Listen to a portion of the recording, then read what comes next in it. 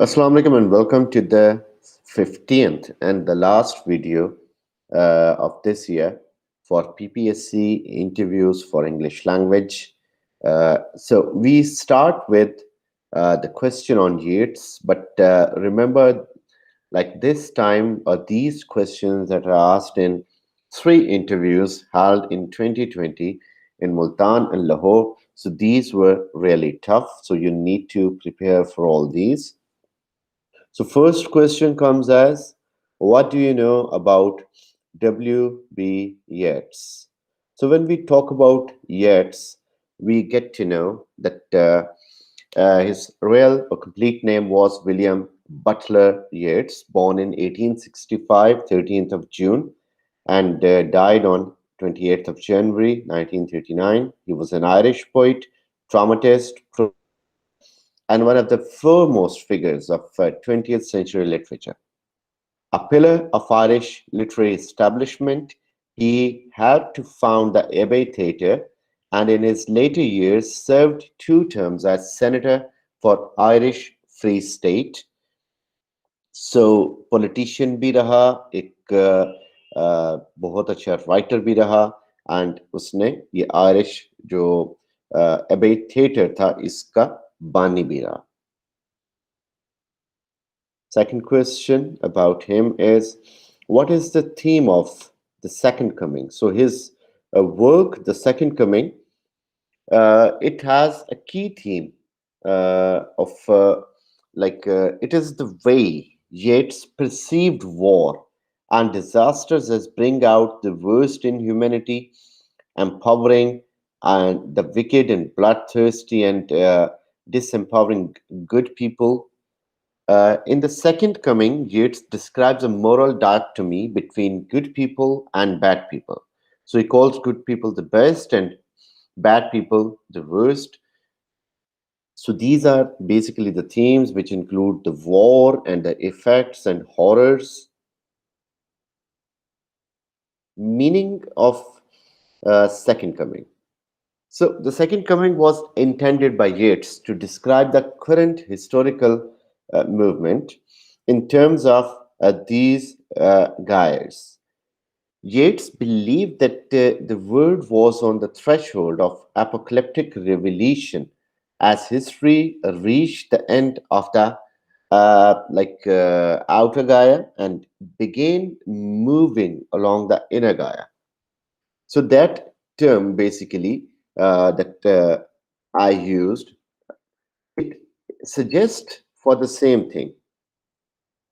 Like when we talk about it, it is a whirl, it is a motion, it is like एक like तूफान समझ लें, एक ऐसा स्वाम समझ लें जहाँ पे एक चीजें जो है वो इकट्ठी हो रही. सो इन अ वे ये basically it stands for second coming of Christ as well, जो कि इसका अपरेंट मीनिंग है. It also refers to the health of his wife who was badly ill but she recovered again. Harappa civilization. So question was asked in Multan. So Multan Center is asking about civilization, so you should keep in mind about certain civilizations. So Harappa civilization was located in the Indus River Valley. Its two large cities, Harappa and Mohenjo-daro, were located in present-day Pakistan's Punjab and Sindh provinces, respectively. तो ये जो Harappa civilization है, ये basically it extend reached as far south as the Gulf of Khambat and far east as Yamuna, which is Jamna river, which is known. So ये एक बहुत पुरानी civilization थी जिसको डिस्कवर किया गया और उसकी discovery for example for a very long time इसके अंदर से वो जो एक्सकवेशंस का प्रोसेस जारी रहा. Then we came to know about certain things कि उसके लोगों की तर्ज रिहाइश कैसा था, लोगों की ज़ात पात का निज़ाम कैसा था, गलियां कैसी थी. तो वो सारे के सारे आसार जो हैं हमें नजर आते हैं इस सिविलाइजेशन के, अब यानी उन खंडरात को देख के. Who found Harappa? So it was Rai Bahadur Dayaram Sahni. सो ये जो था बेसिकली एक्सकवेशन का काम 20th सेंचुरी की स्टार्ट में शुरू हो गया था, राय बहादुर ने शुरू कराया और उसके बाद फिर लाइक आर डी बैनर्जी जो कि Indus valley Indus civilisation city के ऊपर मोहनजोदड़ो के ऊपर काम किया उसने। सो ये अर्लियर 20th सेंचुरी में राय बहादुर था जिसने इसको एक तरह से दरियाफ्त किया और एक्सकवेशन शुरू कराई। Different types of fiction. So fiction जो है that is a genre that and the main genres within fiction are crime, fantasy, romance, science fiction, western, inspirational, historical fiction and horror fiction. So ये उसके main contents हैं fiction writing के। Science fiction is a part of it. Science fiction जो है इसमें हम sci-fi भी कहा जाता है इसे। Science fiction is a genre of fiction that deals with imaginative and futuristic concepts such as advanced science technology, space exploration, time travel, robots, parallel universes. So जिसमें हम ऐसे concepts देखते हैं कि जिसमें टाइम ट्रेवल हो रहा है, पास्ट से फ्यूचर में जा रहे हैं, फ्यूचर से पास्ट में जा रहे हैं एंड रोबोट्स हैं जो कि ह्यूमन बींग्स के लिए थ्रेट हैं या उनको रिप्लेस कर रहे हैं। सो इस तरह की जितनी भी चीजें, जितनी भी concepts develop हुए, they fall under this sci-fi movies या science fiction literature. Your thesis of MPhil, so that is what you know better. But if you inform them about your thesis or your MPhil, a chance is there they might ask you a question about it. So you must be ready about it, what your thesis is all about. You must be able to tell, और इसमें क्या चीज़ important होती है, ये ज़हन में रखिएगा, इसका introduction, जिसमें आपकी स्टेटमेंट ऑफ द प्रॉब्लम, आपके ऑब्जेक्टिव्स, आपका significance of study, background of study, और उसके बाद आपके जो हाइपोथेसिस हैं या रिसर्च क्वेश्चंस हैं, delimitation, and then your third chapter which is methodology. So keep an eye on these two chapters, specially methodology आपका बड़ा इंपॉर्टेंट चैप्टर होता है। एंड फाइंडिंग्स के क्या फाइंड किया। How will you teach spellings. अब spellings जो है ये सिखाना एक बड़ा आर्ट है और first of all for while teaching spellings what we should care of that let the students be creative. अब वो क्रिएटिव होने का मतलब है कि जब वो क्रिएटिव होंगे so they can come up with their own spellings, गलत होंगे लेकिन they can be corrected, heuristic method को यूज करेंगे। Then write words out by hand, फिर वर्ड्स को लिखें, उन्हें टाइप करें। Ask them to read voraciously, ज्यादा से ज्यादा पढ़ें क्योंकि जितना हम पढ़ते हैं उतना हम अपने स्पेलिंग्स को इम्प्रूव करते हैं। Spell the words out loud, कि whenever they are reading some complex spelling they should be reading them out loud. Keep words on display, जो वर्ड्स उन्हें नहीं आते उसकी एक चिट बना के वहां पे लगा लें जहां से उनका रोज गुजर होता है। That may be the mirror of your washroom, that may be the entrance door of your room. वहां पे ये वर्ड्स लगे हों जिनको गाहे बगाहे आप देखते रहें, so they will come eventually to your mind. Play games to practise, there several games, जिस तरह स्क्रैबल है, ये एक बोर्ड गेम है, उसके अलावा बहुत सारी, हैंगमैन एक गेम है, वर्ड पजल गेम है, और इसमें ब्रिटिश काउंसिल की बहुत सारी एप्स हैं जो कि फ्लुएंटू के नाम से जो कि स्पेलिंग्स और कम्युनिकेशन सिखाती हैं। So we should be having those games. Mobile पे भी हैं, आपके लैपटॉप्स पे भी हैं, और YouTube is the best medium for those games. And then explain them to use mnemonics. So mnemonics क्या है, वो एक तरह से एब्स्ट्रैक्ट या आर्बिट्रेरी सिग्नल्स हैं जो कि आपको याद दिलाते हैं, आपकी मेमोरी को ट्रिगर करते हैं, रिटेंशन रखते हैं। जैसे हमने, अगर हम अपने हाथों के नकल्स को सामने रख लें तो वहां से हमने देखा जनवरी, फरवरी, मार्च, अप्रैल, मई, जून, जुलाई, अगस्त, सितंबर, अक्टूबर। ये क्या है बेसिकली कि हम देखते हैं कि जो उभरा हुआ हिस्सा है हमारे नकल्स का वो 31 डेज ऑफ मंथ के लिए, और जो थोड़ा सा गहरा हिस्सा है वो नेक्स्ट वाला प्रीसीडिंग वन, ये 30 दिनों के लिए, फिर अगला 31 और फिर 30। सो ये एक निमोनिक है, हमने याद रखा कि how to get to know about how many days are there in May और दिसंबर। So इस तरह के mnemonics हम रखें. So there are plenty of ways you can use some other techniques as well, but this question was there, so be sure of it. Indus Valley Civilization. So when we talk about Indus Valley Civilization, यानी वादी सिंध की जो तहजीब थी, so Indus, it is also called IVC. So it is also called a Bronze Age of civilization. और ये north western regions जो थे साउथ एशिया के, वहां पे थी 3300 BC टू 1300 BCE. सो ये BCE और BC में डिफरेंस आपको पता होना चाहिए. वैसे BCE और BC they stand for the same. BC means before Christ and BCE means before common era. So common era उस टाइम को कहते हैं जब हजरत ईसा की पैदाइश हुई. सो जो CE है, that is common era, which is also known as AD, which is anno domini, the year of lord. और लाइक ये जो इसकी मेच्योर फॉर्म थी वो डेवलप हुई 2600 BCE टू 1900 BCE. सो ये वो वादी है जिसको आज हम देखते हैं, विच इज लाइक जहाँ पे हम एक अरसे से हैं, जिसका हमारा से ताल्लुक है.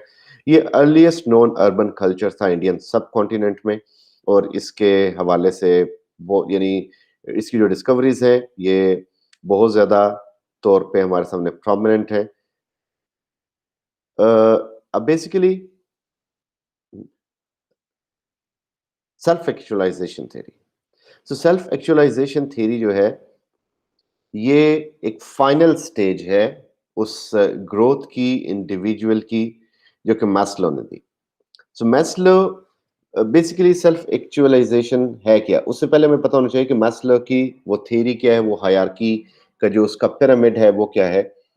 Maslow believes that human being always has certain needs, lacks and wants. Human beings की कुछ wants होती हैं, कुछ lacks होती हैं, कुछ needs होती हैं. Wants जो कि उसे चाहिए, needs जो उसके लिए बहुत जरूरी है, और lacks जो कि उसके अंदर कमी है जिसको वो खत्म कर सकता है, दूर कर सकता है. तो ये ऊपर से नीचे पिरामिड आता है. तो सबसे पहला लेवल नीचे से ऊपर जाते हुए फिजियोलॉजिकल नीड्स है, that include air, food, water, shelter, sleep, clothing, reproduction वगैरह. Second one from down to up is safety needs, जिसमें पर्सनल सिक्योरिटी है, एम्प्लॉयमेंट है, रिसोर्सेज है, health security, property. Third number पे नीचे से ऊपर लव एंड बिलोंगिंग है, जिसमें फ्रेंडशिप है, intimacy, family, sense of connection. फिर फोर्थ नंबर पे दैट इज एस्टीम, जिसमें self esteem, self respect, status, recognition, strength, freedom. और फिर लास्ट लेवल पे, यानी ऊपर नीचे से ऊपर जाते हुए लास्ट लेवल, और ऊपर सबसे पहला level, that is self actualisation. तो ये चारों जब पूरी हो जाएंगी नीचे वाली, यानी physiological needs, safety needs, love and belonging, esteem, when all these are complete, तो फिर क्या होगा, इंसान सेल्फ एक्चुअलाइजेशन तक आएगा. सो मौलव का भी बिलीव था कि in order to achieve the state of personal fulfilment, the person must first satisfy the preceding needs, यानी physiological, safety, love, belonging, esteem. इनको जब पूरा करेगा फिर वो आएगा सेल्फ एक्चुअलाइजेशन पे. तो सेल्फ एक्चुअलाइजेशन है क्या? It is complete realisation of one's potential and full moving towards that potential, कि वो उस पोटेंशियल को जाने और उस पोटेंशियल को यूज करने के उसके अंदर एक तरह से यानी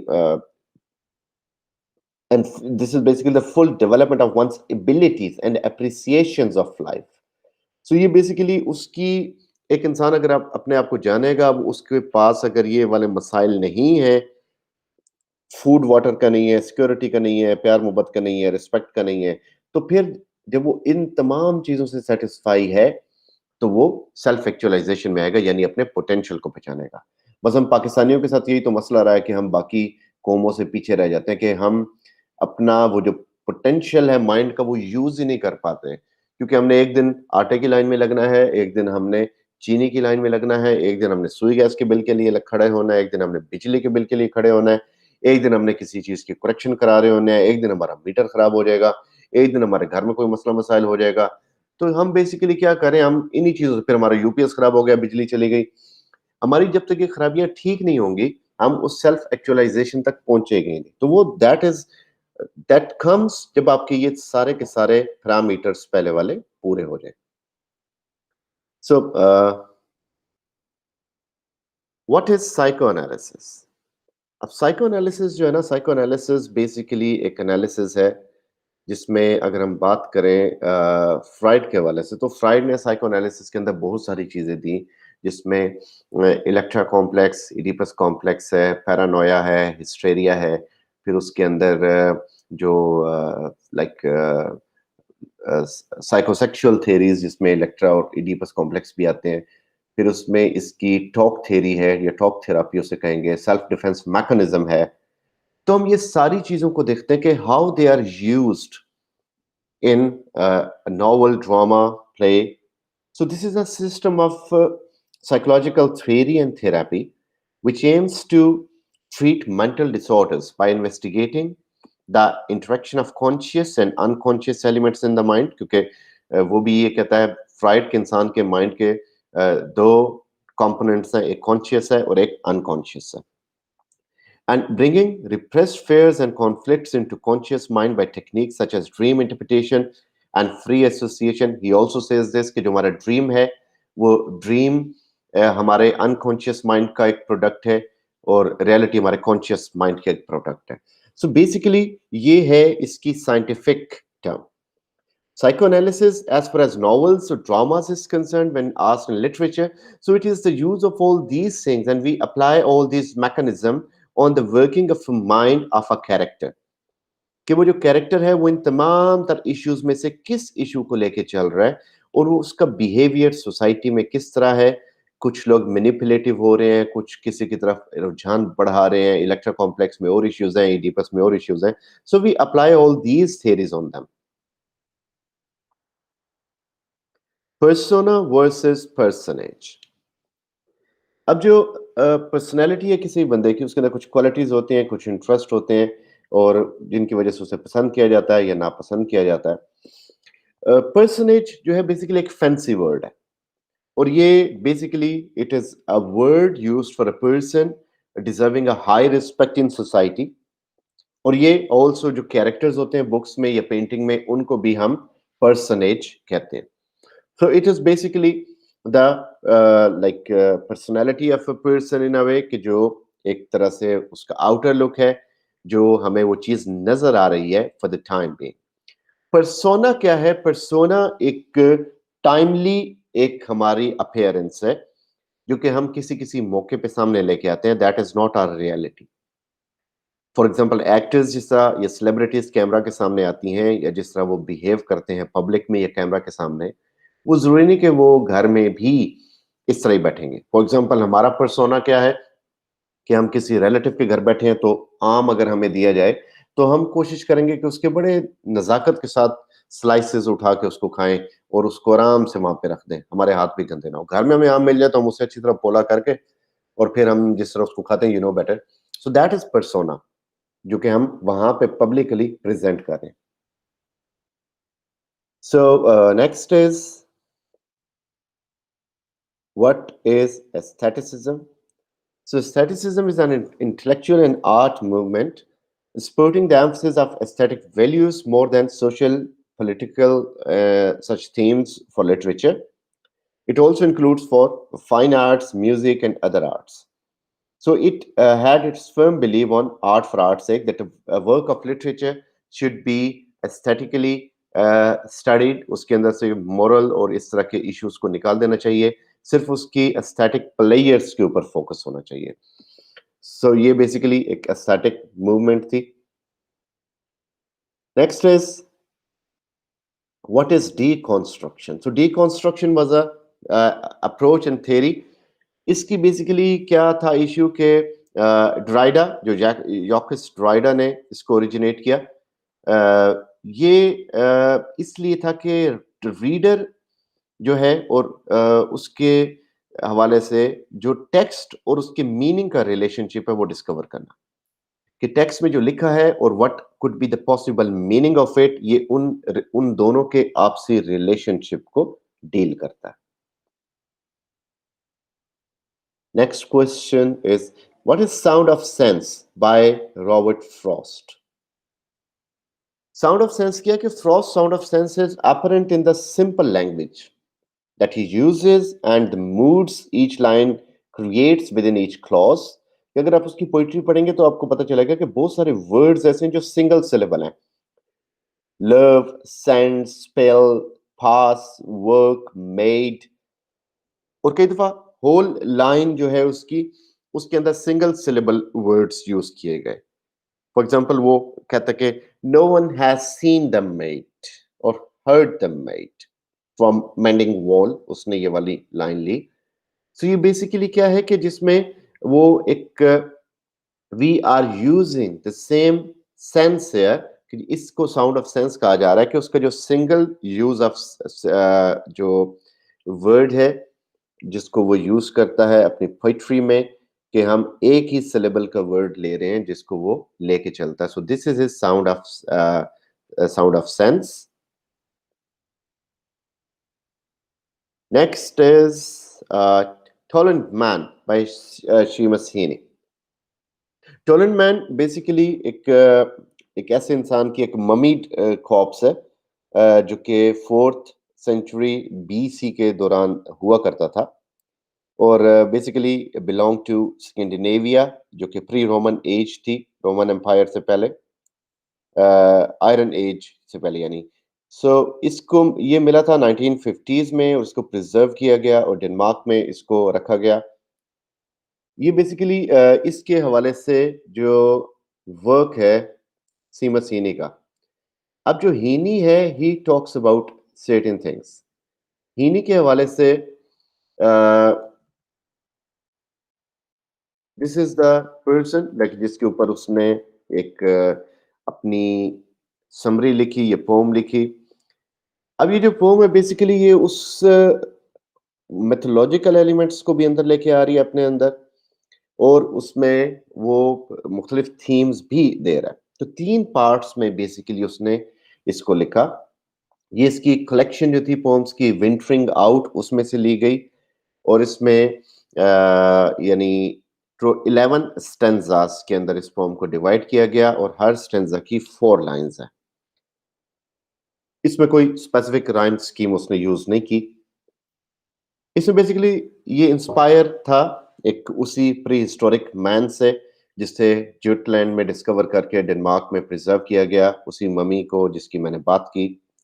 साइंटिस्ट को लर्न फ्रॉम दिस बॉडी जो उन्हें पता लगा वो ये था कि ये 4th सेंचुरी BC में रहता होगा और ये जो part of ritual of human sacrifice उससे उसके नतीजे में, क्योंकि उस जमाने में जिस गॉड एंड गॉडेसेस को मानते हुए ह्यूमन बीइंग को सैक्रिफाई किया जाता था, ये उसी सैक्रिफाई का एक रिजल्ट था क्योंकि इसका गला दबा के इसको मारा गया था.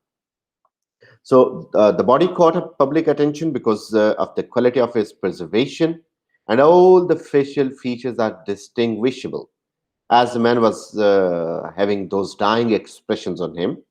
So the body was mistaken for a recent murder victim when it was first discovered. तो उस जमाने में कोई मर्डर हुआ होगा विक्टिम का जिसको उसने डिस्कवर किया.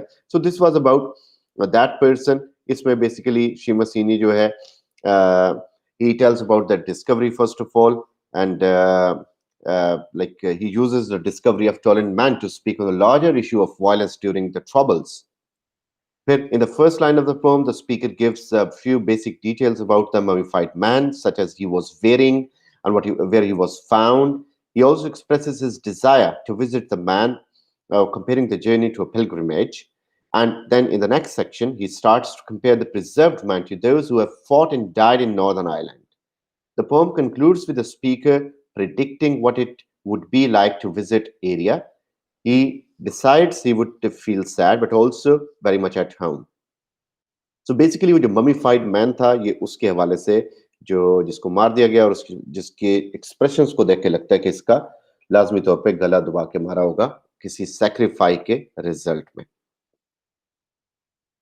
Thought Fox by Ted Hughes. So Thought Fox is an excellent poem by Hughes. So it explores and analyzes the writer's struggle for inspiration, which is depicted in the poem by a fox. In the poem, the speaker of the poem, he sits and tries to write a poem. The sound of the tickling clock and blank page before him is taunting him. He calls round for inspiration but rejects the typical poetic tropes of stars, like he says, I see no stars, instead sensing the arrival of a fox into his loneliness. So fox जिस तरह अब आती है आहिस्ता आहिस्ता दबे पांव चलते हुए, so this is like his poetic inspiration. So वो thought fox को उसका आना, फिर उसकी आंखों की एग्जांपल देना, उसके पॉज की बात करना, स्नो के ऊपर जो उसके निशान पड़े हैं, फिर उसके बाद वो इसको कंपेयर करना कि पोइटिक इमेजिनेशन है जो कैसा ऐसा उसके पास आ रही है slowly and stealthily. So he compares his poetic imagination with the coming of the fox. Why isn't Frost called romantic despite his natural elements in his poetry? Now, romantic poets were primarily respected for not only for nature, individual के बारे में भी बात करते थे, nature के बारे में भी, लव भी, ब्यूटी भी, एस्केपिज्म भी. उसके अलावा उनके पास पुराने ज़माने से रिवोल्टिंग आइडियाज़ भी थे और वो पैशन के ऊपर यूज़ करते थे, सिंपल लैंग्वेज पे यूज़ करते थे, बात करते थे.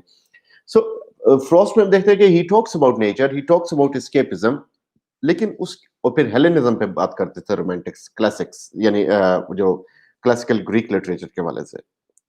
जो फ्रॉस्ट है, he talks about nature, he may talk about myths, he may talk about escapism.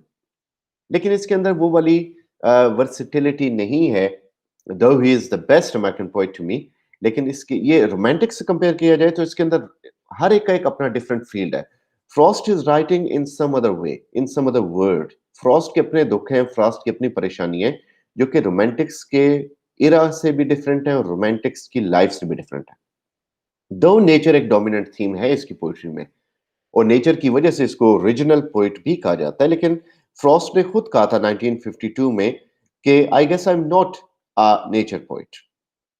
So he says, I have only written 2 poems without a human being in them. In the epithet that Frost proposed for himself, he said that he had a lover's quarrel with the word. This lover's quarrel is for Frost's poetic subject, and throughout his poetry, there are evidences of his view of humans' existence in the natural world. So, though he is a nature lover, though he talks about nature, but still he is not using all those themes so enormously like the romantics did. Second greatest epic in English after Paradise Lost. So there could be many views on it, but I believe it is Spenser's Fairy Queen, जो कि Paradise Lost के बाद एक बड़ी epic है. उसको भी हम बड़ी एपिक कह सकते हैं, जो कि यानी प्रील्यूड बाय वर्ड्सवर्थ, लेकिन that does not conform to the traditions of epic poetry. That is only epic in as far as length is concern. John Keats is the poet of past because he loves to go to escape. He finds solace in the past. Then his love for Greek time, Greek literature, culture, myths, and thinking about those god and goddesses and writing about them. So all this makes him brings a medieval touch in him and makes him the poet of past. Why did Keats return to reality in Ode to a Nightingale? In Ode on a Grecian Urn and Ode to a Nightingale, he does not want to come back in either. He wants to live in the life of Urn with the life of Nightingale. लेकिन Urn में एक lonely village की बात करता है, so that word lonely brings him back again, or that concept of loneliness in the village. And when he is talking about Nightingale, तो वहाँ पे जब वो forlorn की बात करता है, then he says forlorn, the word is like a bell to turn me back from thee to my soul self, and then he comes back to reality.